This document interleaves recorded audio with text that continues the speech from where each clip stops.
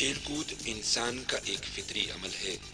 खेलों को इंसान चाहे लाशऊरी में अपना ले या शऊर के साथ, बहरहाल किसी को इनकार नहीं कि जिस्मानी नशोनुमा के वास्ते खेलना और कूदना निहायत जरूरी है। कोई इंसान खेल सीख के नहीं आता, बल्कि लड़कपन की ये भी एक निशानी है कि देख देख के हम खेल पहले अपना लेते हैं और फिर खुद ब खुद कदम मैदान की जानिब चल पड़ते हैं।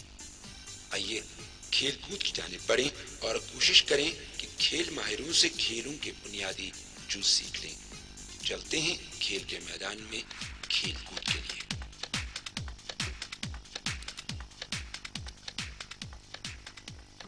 इंसान की फितरत यह है कि सामने कोई चीज आए उसे ठोकर मारे, उसे किक मारे आगे बढ़ जाए। और ये फितरत की खास बात यह है कि जब छोटा होता है बच्चा तो वो ठोकरें मार के कई बूट भी फाड़ता है, लेकिन कहीं इस फितरत को धीरे धीरे धीरे इसी इंसान ने एक फन में, एक आर्ट में तब्दील कर दिया और वो आर्ट बना आज की सबसे खूबसूरत गेम, सबसे हर दिल अजीज पॉपुलर गेम फुटबॉल।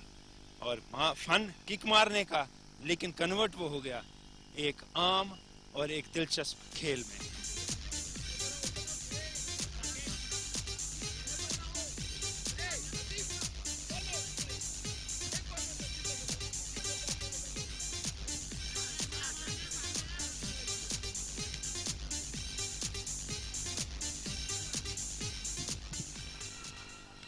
यहाँ आपको जो पीली जर्सी में और इंडिया की जर्सी पीली में और काले ट्रैक सूट में नजर आ रहे हैं, वो सईद शाहिद हकीम हैं। वो टीम की कोचिंग कर रहे हैं और हकीम साहब के बारे में बता दूं कि हम खुशकिस्मत हैं, वो यहाँ हैं क्योंकि वो हिंदुस्तान की 1960 की ओलंपिक्स टीम में थे। उसके बाद हिंदुस्तान ने ओलंपिक्स में हिस्सा नहीं लिया, क्वालिफाई नहीं कर सके। और वो नेशनल कोच रहे हैं, इंटरनेशनल रेफरी हैं। 33 मैचों में उनने इंटरनेशनल मैचों में रेफरिंग की है और फुटबॉल में इस वक्त एक मुस्तनद नाम है। हम बात करेंगे उनसे फुटबॉल के हवाले से आज के पहले शुमारे में खेल कूद के। आइए अब बात करें हकीम साहब से।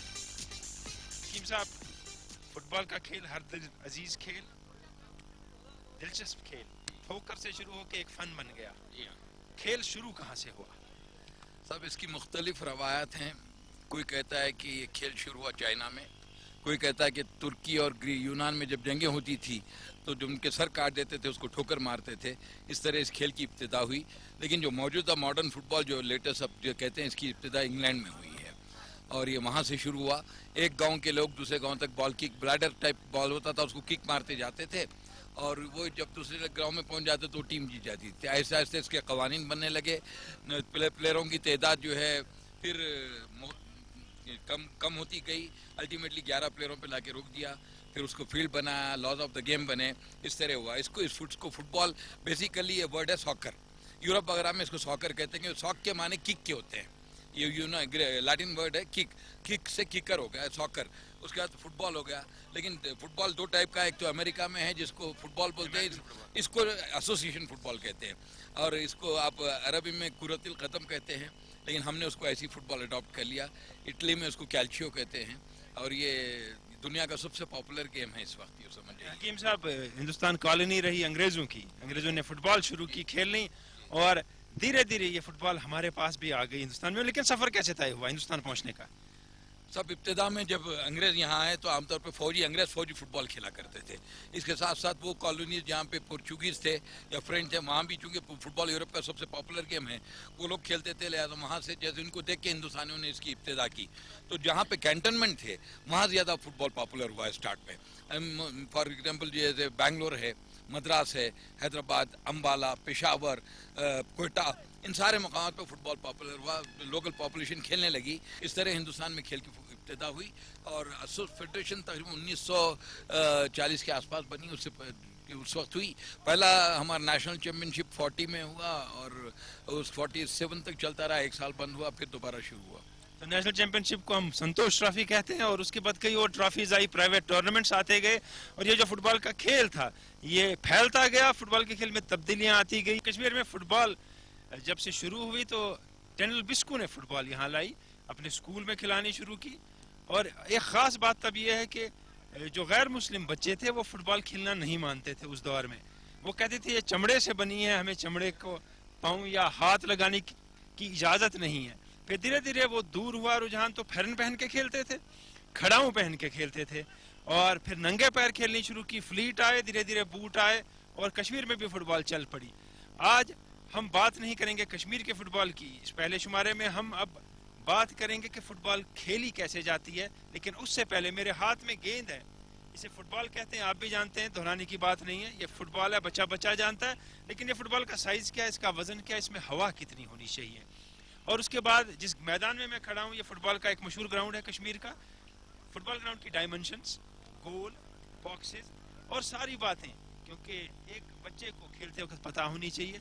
और हमारी कोशिश इस प्रोग्राम में ये है कि हम आपको फुटबॉल के बारे में बेसिक्स बताएं, शुरू से बात बताएं, और आपको रागिब करें, आप फुटबॉल खेलें तो सही खेलें। हमारे रिसोर्स पर्सन SS हकीम साहब, गेंद मेरे हाथ में है, ये फुटबॉल किस साइज की है, सर्कमफ्रेंस क्या है इसका? इसका है सर्कमफ्रेंस 26 से 28 सेंटीमीटर, वेट है 14 से 16 आउंस, और इसमें प्रेशर तकरीबन 325 मिलीग्राम में होता है। और मगर जो है ये किसी भी अप्रूव्ड मटेरियल का बन सकता है, लेदर का ही होना जरूरी नहीं है, फीफा अप्रूव्ड मटेरियल कोई भी होगा तो उससे बन सकता है ये फुटबॉल। और इसमें तब्दीलियां कितनी आई फुटबॉल के साइज, वेट और इसका जो शेप है इसमें भी? पहले तो जो फुटबॉल थी उसमें एक लेस डाली जाती थी और लेदर की लेस होती थी, वो फीते से आया, उसको लेस डालते थे और उसमें इसकी नोजल होती थी, नली जिसको कहते हैं, उसको अंदर डालते थे। और कभी अगर वो लेदर की लेस पड़ जाती तो हाँ बहुत बुरी तरह से, बाद में उसको कॉटन की लेस डालने लगे। अल्टीमेटली ये फुटबॉल निकली बगैर जो है लेस की। तो ये बात हुई इस फुटबॉल की जिसे ठोकर मार के लोग रोनाल्डो, मैराडोना और पेले बनते हैं, और लेकिन जिस मैदान में वो खेलते हैं, बात उस मैदान की, हम फुटबॉल के मैदान में खड़े हैं, तो फुटबॉल मैदान की डायमेंशंस क्या हों? सब कम से कम 100 मीटर लंबाई और 50 मीटर चौड़ाई होती है, लेकिन इंटरनेशनल साइज 115 और 75 गज है इसकी, ये ग्राउंड की साइज है। और पेनल्टी एरिया बड़ा जिसको कहते हैं पेनल्टी एरिया कहते हैं, उसको कहते हैं 18 यार्ड्स एरिया, और छोटा 6 यार्ड का होता है। और गोल की साइज होती है 24 फीट लंबाई और 8 फीट ऊंचाई। और कॉर्नर फ्लैग, चारों कॉर्नर फ्लैग मैंडेटरी हैं, ज़रूरी है, उसके बगैर नहीं होता, लेकिन उनकी हाइट कम से कम 5 फीट होनी चाहिए, क्योंकि वरना प्लेयर जाके गिरे तो उसको चोट का डर होता है, तो 5 फीट वो हाइट होती है। और वहाँ एक आर्क होता है 1 गज का, जिसमें बॉल रखनी पड़ती है। और ये पेनल्टी एरिया के बाहर जो आप आर्क देख रहे हैं, वो अगर पेनल्टी हो जाए तो हर खिलाड़ी, अपोनेंट जब भी कोई फॉल होता है तो 10 गज दूर रहना चाहिए, इसके लिए आई आर्क डाला जाता है। हकीम साहब, गोल के पीछे नेट भी होती है, तो नेट का जो फॉल है और जो गोल की लाइन से डिस्टेंस है, उसमें भी कोई खास मेजरमेंट है? मेजरमेंट तो नहीं है, अलबत्ता यह है कि इतना देखते हैं कि गोलकीपर को डिस्टर्बेंस ना हो, तो काफ़ी पीछे तक जाती है। लेकिन गोलकीपर के पीछे एक लाइन होती है, उसको कैमरामैन लाइन कहते हैं, वो 6 फीट दूर रहती है। सेंटर फ्लैग जो है वो ऑप्शनल है, रखें तो रखें, ना रखें भी तो कोई फर्क नहीं पड़ता। और हकीम साहब, जो ये गोल पोस्ट है जो हम देख रहे हैं, गोल पोस्ट जो इसका ये बनावट है, जो मटेरियल इस्तेमाल होता है, लकड़ी का चकोर हुआ करता था, आज किस चीज का? आमतौर पे मेटालिक होता है ये, आमतौर पे। अभी बाहर कुछ एल्युमिनियम के भी बनने लगे हैं, लेकिन हमारे पास अभी लोहे के ही चलते हैं। तो कोई फर्क पड़ा इससे कि चकोर से बॉल रिबाउंड ज्यादा होती थी, गोल से अंदर चली जाती है? उसमें चांस ज्यादा था क्योंकि पॉइंटेड होती ही थे, उसमें पॉइंट होने से कुछ भी हो सकता था। लेकिन इसमें यह है कि अगर फ्लैट हिस्से पे पड़ेगा तो बॉल अंदर नहीं जाएगी, लेकिन नीचे पड़ेगा तो जा सकती है। इस सिलसिले में मैं आपको एक बात और बोलना चाहूँगा, वो ये है कि हम थोड़ी सी गुफ्तगू हिंदुस्तानी फुटबॉल की, लेकिन हमने ये बात नहीं की हिंदुस्तानी फुटबॉल का ज़रूरी दौर कौन सा था। तो हमारा ज़रूरी दौर आप बता सकते तकरीबन 50s और मिड 60s तक, और ख़ास तौर पे 56 से लेकर 62 तक जो हमारा दौर था, बहुत उम्दा। आमतौर पे लोग ये समझते हैं कि हिंदुस्तान का फुटबॉल में कोई मकाम नहीं है, लेकिन हिंदुस्तान 2 बार एशियन गेम्स गोल्ड मेडल जीत चुका है, 51 और 62 में। 4th पोजीशन 56 ओलंपिक में थे हम, और 60 ओलंपिक में हम लोग हंगरी को 1 गोल से हारे, फ्रांस को ड्रॉ किए, पेरू को 2 गोल से हारे। लेकिन फीफा रैंकिंग के हिसाब से हम 6th या 7th पोजीशन में ओलंपिक में प्लेस किए गए। हम मर्डिका कप मलेशिया में अनबिटन रनर्स थे। क्वाड्रेंगुलर टूर्नामेंट होता था इंडिया पाकिस्तान बर्मा श्रीलंका, 4 बार हुआ और 4 बार हम लोग जीते। तो इस तरह का, और एशियन यूथ 1974 में हम जॉइंट चैंपियन थे। तो हमारे सामने जो हकीम साहब हैं, ये जीती जाती जागती तस्वीर है उस दौर की जब हिंदुस्तानी फुटबॉल कामयाब थी, और कामयाबी का दौर हमारे पीछे है, वो तारीख है। लेकिन लोग फुटबॉल खेल रहे हैं आज भी, और हम हकीम साहब के हमरा जाएंगे मैदान में और खेलने की कोशिश करेंगे। बॉल ट्रैप कैसे की जाती है, बॉल पास कैसे की जाती है, सर पे रुकाई कैसे जाती है और दी कैसे जाती है दूसरे खिलाड़ी को। मैदान की ओर चलते हैं। फुटबॉल की गेम पासिंग गेम है और सारा डिपेंड करता है कि आप बॉल दूसरे को दें, वो दूसरा बॉल लेके दौड़े, बॉल आपके पास आए, और सारा जिस्म इसमें मुलविस होता है, इन्वॉल्व होता है, नहीं तो फुटबॉल का खेल खेला नहीं जा सकता है। लेकिन इससे पहले कि हम मैदान में उतरें और खेलना शुरू करें, या हमारे कोच हकीम साहब और अब्दुल मजीद ककरू साहब करेक्शन करके बच्चों को बताएं कि खेल कैसे खेला जाता है, हम जाएंगे पाँव की जानिब, जो बेसिक एलिमेंट है जिसे गेम खेली जाती है, और उसमें एक जूता पहना जाता है जिसमें स्टड्स होते हैं, और एक मखसूस किस्म का जूता है। कितने स्टड्स होते हैं, ये जूता क्यों पहना जाता है, कब से, हम बात करते हैं हकीम साहब से। हकीम साहब, ये जो बूट है इसका, जी, नंगे पैर खेलनी शुरू की, फ्लीट पहने, बहुत कुछ हुआ, लेकिन बाद में आके इस जूते पे रुक गए। जी हाँ, ये 53 से इंडिया में कंपलसरी किया गया बूट। 52 ओलंपिक्स में हमारी आधी से ज्यादा टीम नंगे पैर खेला करती थी, और जब बूट आया तो पहले इसके बार्स होते थे, स्टड नहीं होते थे। उसके बाद 6 स्टड आए, आहिस्ता आहिस्ता बढ़ते चले गए। अब कहीं 12 स्टड हैं, कहीं जो है उससे कम हैं, मुख्तलिफ जूते बनने लगे हैं। लेकिन आमतौर पे जो जूते भी ग्राउंड के हिसाब से बनाए जाते हैं, स्टड्स उनके। अगर सॉफ्ट ग्राउंड है, वेट ग्राउंड है, तो उसमें स्टड्स की साइज लंबी होती है ताकि स्लिप ना हो, और ना अगर हार्ड ग्राउंड है तो उसमें छोटे स्टड भी चल जाते हैं। हकीम साहब, एक और बात यह है कि ये जो स्टड हैं कहीं प्लास्टिक के बने होते हैं, किस चीज के बने, वुड के बने होते हैं, क्या बात है? ये तो पहले लेदर के हुआ करते थे, अब रबर के आने लगे हैं, एल्यूमिनियम के आते हैं, और कुछ अब स्क्रू से भी आ जाते हैं स्टड्स। जब चाहे अगर निकल जाए, टूट जाए, तो दूसरा स्टड रिप्लेस हो जाता है। और ये जो अब कहते हैं कि लोग आगे खेलते हैं, स्कोरर्स हैं, क्या वो किसी मुख्तलिफ किस्म के स्टड पहनते हैं, या ज्यादा स्टड, कम स्टड, कोई ऐसा मामला है? जैसे क्रिकेट में है कि बॉलर कम ज्यादा स्टड पहनता है, फील्डर ज्यादा, बैट्समैन कम। जी हाँ, नहीं ऐसी कोई बात नहीं है। अब प्लेयर की अपनी मर्जी पे उसको कौन सा जूता सूट करता है। पहले बूट होता था मैंसफील्ड, सामने का टो तकरीबन लोहे के बराबर सख्त हुआ करता था, उसके बाद सॉफ्ट टो आने लगे और बहुत लाइट जूते आ गए। पहले जूते बड़े हेवी होते थे, तो प्लेयर को उसकी अपनी मर्जी के हिसाब से जो जूता उसको सूट करता है वो पहन लेता है कि कौन सा। लेकिन ये डिपेंड करता है। स्टॉकिंग्स खासी लंबी होती हैं और स्टॉकिंग के अंदर भी कुछ होता है जो प्रोटेक्शन देता है शिन बोन को, टांग को। शिन गार्ड्स भी अभी फीफा ने कंपलसरी कर दिया है। उसमें एक चीज, एक पेपर में आया था कि उससे एड्स का भी डर होता है, अगर लग जाए पैर तो आमतौर पे शिन गार्ड के बगैर इस वक्त खेल नहीं सकते आप। Shin guard is a must, boot is a must, और बाकी अपना ड्रेस। जो शिन गार्ड है ये प्लास्टिक का बना होता है।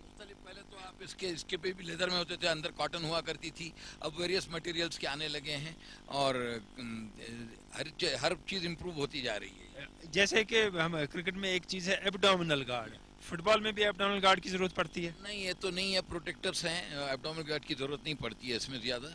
और क्योंकि क्रिकेट बॉल का सख्त होता है, ये इतना ज्यादा नहीं होता है, और बड़ा बॉल होता है, तो एब्डोमिनल गार्ड की जरूरत नहीं पड़ती। अलबत्ता गोलकीपर्स आजकल पैड्स लेने लगे हैं, वो जब ड्राइव मारते हैं तो उनके लिए पैड्स। गोलकीपर की आपने बात की, हम इक्विपमेंट की बात कर रहे हैं, तो गोलकीपर दस्ताने भी पहनते हैं।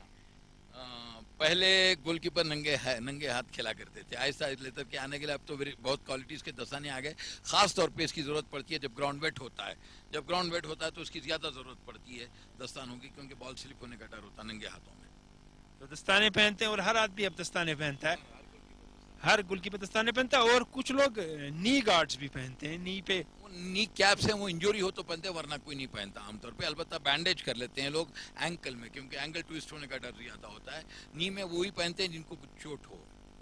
जहाँ गोलकीपर की बात हुई, गोलकीपर एक मुख्तलिफ वर्दी पहनता है बाकियों के मुकाबले, और बहुत से गोलकीपर निकर नहीं पहनते हैं, ट्रैक पहनते हैं, या लंबी आप समझिए पतलून जैसी पहनते हैं। क्या वजह उसकी वजह है कि डाइविंग ज्यादा करनी पड़ती है, तो खास तौर पे हार्ड ग्राउंड में छिलने का डर रहता है। लेकिन फिर भी है कि आमतौर पे आजकल तकरीबन ज्यादा गोलकीपर ट्रैक सूट नीचे पहनने लगे हैं, और साथ ही साथ मैंने आपसे कहा जैसे पैड लेते हैं, और गोलकीपर का कलर डिस्टिंक्ट होना इसलिए जरूरी है कि पेनल्टी एरिया में गोलकीपर हाथ से खेल सकता है, दूसरा प्लेयर हाथ से नहीं खेल सकता। इसलिए अगर फर्ज कीजिए गोलकीपर को चोट लग जाए, आप बाहर से रिप्लेस नहीं कर रहे हैं, किसी प्लेयर को गोल पे खड़ा करना है, तो रेफरी के परमिशन लेके उसकी जर्सी चेंज करते हैं, उसको गोलकीपर जर्सी पहनाते हैं ताकि दूसरे प्लेयरों से डिस्टिंक्ट कलर हो।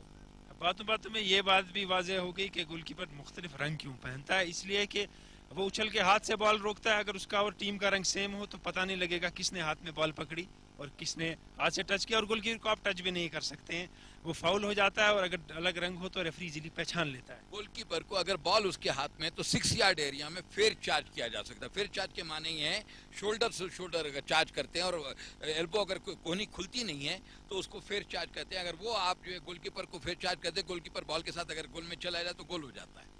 तो हकीम साहब, हमने इस बॉल की बात की, इस मैदान की बात की, फुटबॉल का मैदान कितना बड़ा होना चाहिए, इक्विपमेंट, वर्दी और गोलकीपर के दस्तानों से लेके सब बातें वाज़ेह करने की कोशिश की। अब चलते हैं मैदान में प्रैक्टिकली, और बॉल ट्रैप करते हैं, पास करते हैं, हेड करते हैं, और अगर कुछ कोताहियां हैं इसमें जो हमारे बच्चे खेलते हैं, जो इस वक्त देख रहे हैं, उनकी दुरुस्त करते हैं। ये फुटबॉल बेसिकली पासिंग गेम है, क्योंकि ये इज्तिमाई खेल है, ये इनफरादी खेल नहीं है। तो 11 खिलाड़ियों का तो basically it's called a passing game. तो पास में मुख्तलिफ वैराइटीज है पासेस की। पुश पास है, इंस्टेप पास है, इंस्टेप है, पुश पास है, आप इवन जो है हेड से पास देते हैं, थाई से पास देते हैं। तो आप पैर में भी मुख्तलिफ, जो इनसाइड ऑफ द फुट है, आउटसाइड ऑफ द फुट है, मुख्तलिफ हैं। तो अब हम सबसे पहले बेसिक जो पास है वो इनसाइड ऑफ द फुट की पास है। हम अभी देखेंगे, लड़के यहाँ कर रहे हैं इनसाइड ऑफ द फुट पास। आप इसको देखिएगा कि कैसे, और मजीद साहब यहाँ करेक्ट करेंगे लड़कों को। हम भी जहाँ जहाँ गलती करें इनको करेक्ट करेंगे। इसको देखिए, ये पुश पास है, ये इन स्टेप से इनसाइड के अंदर से मारा जाता है। ये इनसाइड ऑफ द फुट कहलाती है। जो ये पुश पास हो रही है, अभी जो हो रही है, आप शुरू करें, कमन पुश पास। ये जो पुश पास हो रही है ये इनसाइड ऑफ द फुट से है। आप देखिएगा कि क्या एंगल है, फिर जिस किक करते हैं वो एंगल 90 डिग्री बन जाता है, बॉल उनकी लाइन में आता है। अगर बॉल अगर सामने रखेंगे तो बॉल उछल जाएगी। तो ये छोटे पासेस के लिए, छोटे पासेस के लिए है, जिसमें आपको ज्यादा ताकत की जरूरत नहीं है। दूसरी पास ये है नाउ इंस्टेप पास। अब ये देखिए, ये इंस्टेप इसको कहते हैं, जो पैर का ऊपरी हिस्सा होता है उसको इंस्टेप कहते हैं। ये बहुत डिफिकल्ट पास होती है। तो हकीम साहब, ये जो पाँव का ऊपरला हिस्सा है, ये पाँव को हमने खड़ा किया बिल्कुल जमीन के साथ टो रख के हवा में, फिर सीधे पुश मारा। प्रिंसिपल वही है कि अगर बॉल ग्राउंड पे रखनी है तो बॉल को अपने नॉन किकिंग फुट की लाइन में आने दें, और उसके बाद में पीछे पैर ले जाएं, स्विंग करें, और किक मारने के बाद फिर फॉलो थ्रू चाहिए। पैर रोकते नहीं है, थोड़ा आए देखिए हल्का जाता है, क्योंकि अभी छोटा डिस्टेंस है। लंबा डिस्टेंस होगा तो फॉलो थ्रू ज्यादा दूर तक जाएगी। और ये जरूरी नहीं है ग्राउंड से जाइए, नहीं, अगर आप चाहें तो हवा में, वो डिपेंड करता है, हवा में उछालने की भी है, स्टेप से भी उछाल सकते हैं आप, चिप भी करके उछाल सकते हैं। तो मुख्तलिफ तरीकों से बॉल को हवा में उछाल सकते हैं आप। किक होती है, उसमें किकिंग में भी चिपिंग है, किक है, हाफ वॉली है, वॉली है, मुख्तलिफ चीज़ें हैं। तो ये बेसिक है, सबसे बेसिक ये है, ये पुश पास।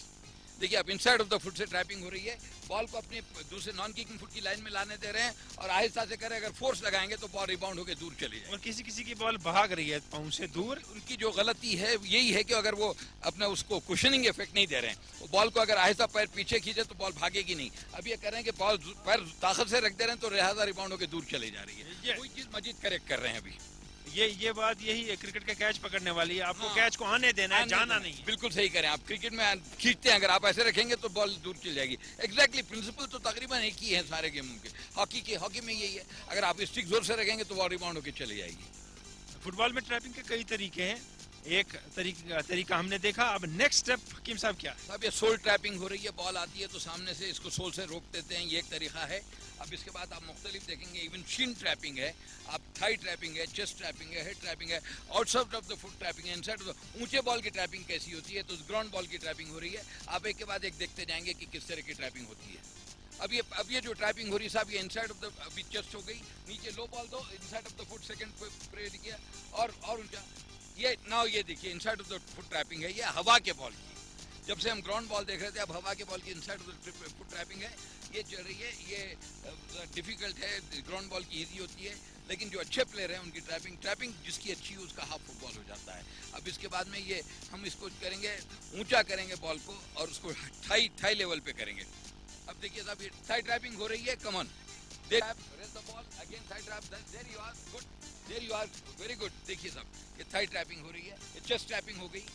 अगेन ये इंस्टेप ट्रैपिंग, आराम से take your own time. Yes, okay, change to chest trapping, change it to chest trapping, raise it high, yes, there you are. ये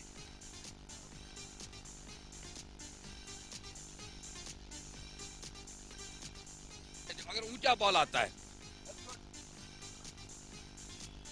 हकीम साहब, जहाँ हेड से बॉल ट्रैप की जाती है या अपने पास रखी जाती है, वहाँ पास भी दिया जाता है? बिल्कुल दिया जाता है। अब देखिए वो एक ट्रैप कर रहे हैं, दूसरी बार पास दे रहे हैं उसको, और एक ही, कोई जरूरी नहीं कि हर बॉल ट्रैप करके पास दें, वैसे भी पास दी जाती है। और ये जो सर का मुख्तलिफ हिस्से हैं उन पे बॉल रोकी मुख्तलिफ तरह से जाती है या पास की जाती है डायरेक्शन? नहीं साहब, आमतौर पे पास होता है, क्योंकि बॉल रोकेंगे तो अपोनेंट आपको खेलने नहीं देगा, और हेड जो लिया जाता है फोर हेड से लेते हैं, फोर हेड से। इवन अगर साइड हेड भी लेना तो आप गर्दन मोड़ेंगे और फोर हेड से लेंगे, अगर आप सर ऊंचे हिस्से से लेंगे तो तारे नजर आए। खेल कूद के मैदान में आज हम फुटबॉल के मैदान में हैं, और अब inside of the foot and outside of the foot trapping की बात और डिमॉन्स्ट्रेशन है।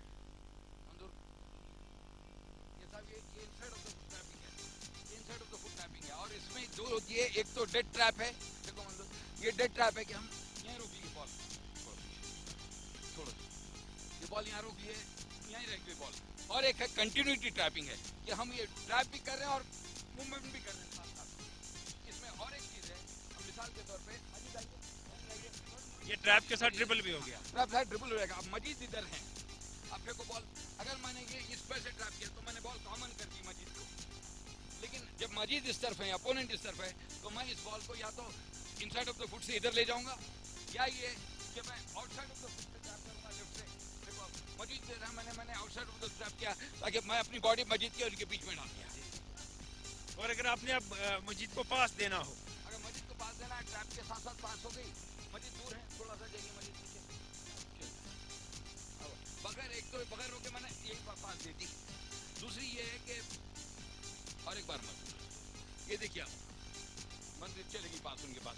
और दूसरी बात ये है कि मैं रोकूं, अगर रोकूं कमान, ये बॉल मैं रोका और फिर ये पास दिया, ये दो चीजें हैं। लेकिन अगर फर्स्ट टाइम मैं खेल सकता हूं तो रोक के दो मूवमेंट करने के बजाय एक ही मूवमेंट में दोनों चीजें करें तो बेटर है। आउटसाइड इनसाइड कमान, देरी और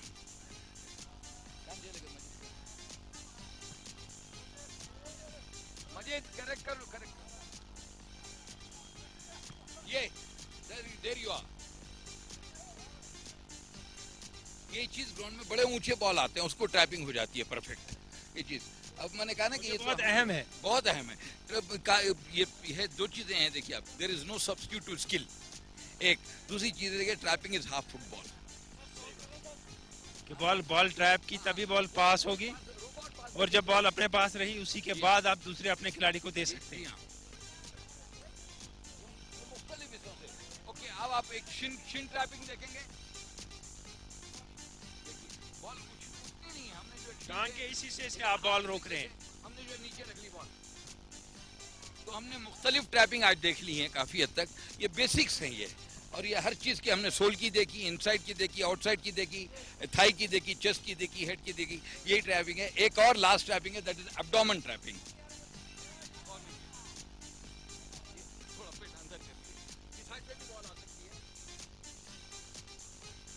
और इसमें पेट में बॉल पकड़ के नीचे रखनी होती है, और पेट को थोड़ा सा खींचना पड़ेगा अंदर। और ये कि अंदर बॉल जमीन पे लाना, मेन एम है कि ट्रैप करने के माने बॉल जमीन पे ले आए जितना हो सके। खेल कूद में हमने जहां शुरुआत की गेम की तारीख से, फिर हिंदुस्तान में कैसे आई, कश्मीर में फुटबॉल कहां पहुंची है, फिर मैदान के डायमेंशंस, और उसके बाद बॉल ट्रैप करना, पास करना, मुख्तलिफ तरीके इसके जो बेसिक्स हैं खेल के, ये सारी चीजें हैं जो मैदान में लोग दौड़ भाग करते हैं उनके लिए। लेकिन एक शख्स अकेला गोल में खड़ा रहता है और उसकी ज्यादा जिंदगी अकेले ही सर्फ होती है, वो है गोलकीपर। ड्रेस मुख्तलिफ है और उसके हाथों में ग्लव्स हैं, और बहुत कुछ है जो गोलकीपर के हवाले से है, जो बेसिक्स हैं और उसके बॉल रोकने के तरीके हैं, उन पे बात होगी हकीम साहब से। मैं समझता हूँ कि गोलकीपर सबसे ज्यादा इंपॉर्टेंट पोजीशन है। एक तो गोलकीपर की निगाहों में सारा फील्ड रहता है, ये बेहतरीन गाइड होता है, पीछे से डायरेक्शन दे सकता है। दूसरी चीज ये है कि ये इस एरिया में, ये पेनल्टी एरिया में शेयर होता है, खासतौर पर 6 यार्डर, और इसको जितनी एजिलिटी चाहिए किसी और प्लेयर में इतनी एजिलिटी जरूरत नहीं है। हालांकि फुटबॉल में मेरे वालिद कहा करते थे कि फुटबॉल खिलाड़ी को शेर का दिल, बंदर की फुर्ती, लोमड़ी की चालाकी और घोड़े का स्टैमिना चाहिए। तो ये जो चालाकी आप देखते हैं, गोलकीपर हवा में अपनी बॉडी पलट देते हैं। गोलकीपर वर्दी पहन के तैयार हुआ, वर्दी पहने, ग्लव्स पहने, सब कुछ, और उसके बाद काम शुरू होगा। जब भी बॉल आएगी, बॉल पकड़ने का, ग्रिप करने का, और बॉडी की पोजीशनिंग इस वक्त क्या हो।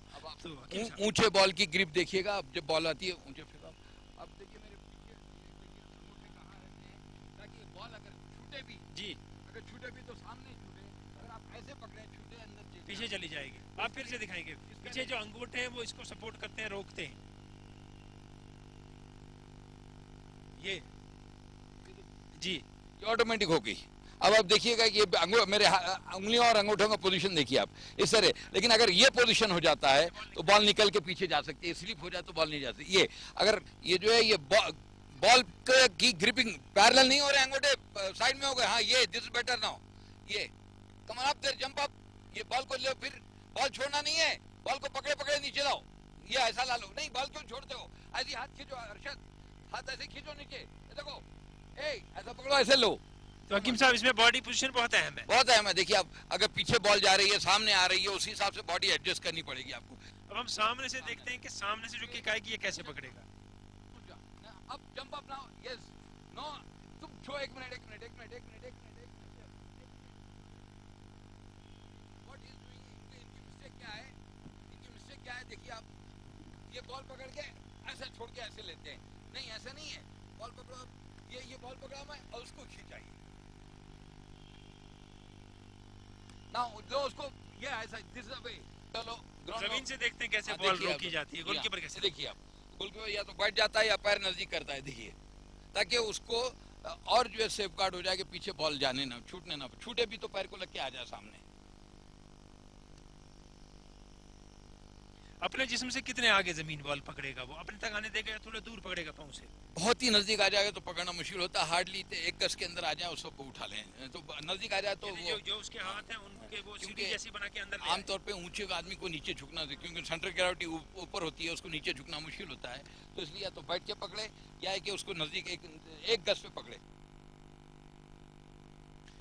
खेल कूद के आज के शुमारे में बात फुटबॉल की भी, और फुटबॉल के हवाले से हम फुटबॉल की तवारीख से आगे बढ़ते बढ़ते मैदान में आ गए, और मैदान में हमने देखा कि ट्रैपिंग कैसे की जाती है, पासिंग कैसे की जाती है, बॉल रोकी कैसे जाती है, और गोलकीपर के बेसिक्स क्या हैं।